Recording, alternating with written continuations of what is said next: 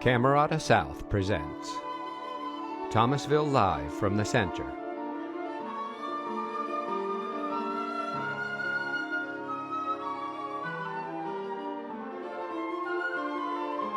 Dedicated to presenting the transformative beauty of the arts.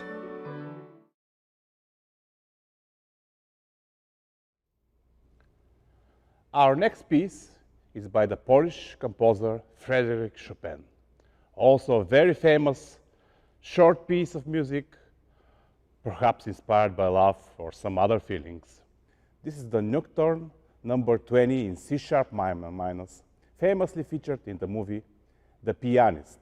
Now, Chopin wrote many short forms of pieces like mazurka, polonaises, or preludes, and this is really a special form, the Nocturne, or music for the night. And we thought we'd add another layer to it and try to incorporate a choreography to the piece. And now, to tell us more about the dance that you're going to see, please welcome Caitlin Christensen-Sacco.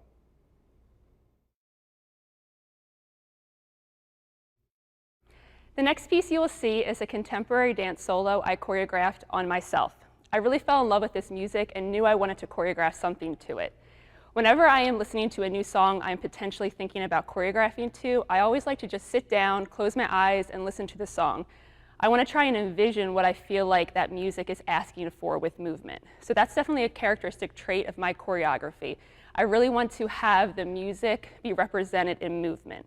So for me, music is what inspires me to move. Some choreographers like to have a story or a concept that they're using to motivate their movement, but for me, it's definitely the music. So sometimes I'll listen to a song, and it just sounds like it needs 10 dancers, like a big ensemble. And of course, I don't always have 10 dancers, so sometimes I'll just put that to the side, and I won't force something to happen, because I know that song for me is calling for a lot of people.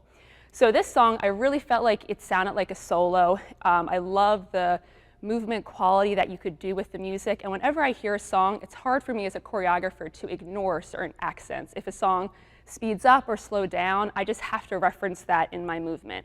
Of course, you can see these characteristic traits in other things from day-to-day life. So you can be listening to the radio, and maybe an artist comes on, and you hear their voice, and right away you know, oh, it's this artist. Or you see a painting, and you can see by the brush strokes or the era of the picture who this painter might be. So for me, my characteristic is definitely trying to highlight the music within my movement. Contemporary dance is a very broad term. A lot of people really like it because there's no rules. So of course, you're free to interpret the movement and music however you would like, and so of course, people love that. My specific contemporary style definitely has a lot of ballet influence, so you'll see clean lines, ballet movement, but then I also go in and out of the floor. I'll be on my hands. Sometimes you'll see contemporary dance in bare feet, like the solo you will see next, or you can have ballet shoes. It's really open to interpretation, and it's really popular right now. Another thing I thought about with this solo was having a beginning pose that really intrigued the audience to continue watching. One of my teachers from graduate school had told me that within the first 10 seconds of a dance, you can really draw in your audience or lose them. And of course, this can be true for lots of things. If you're in a job interview, you obviously want to gain the attention of that person right away.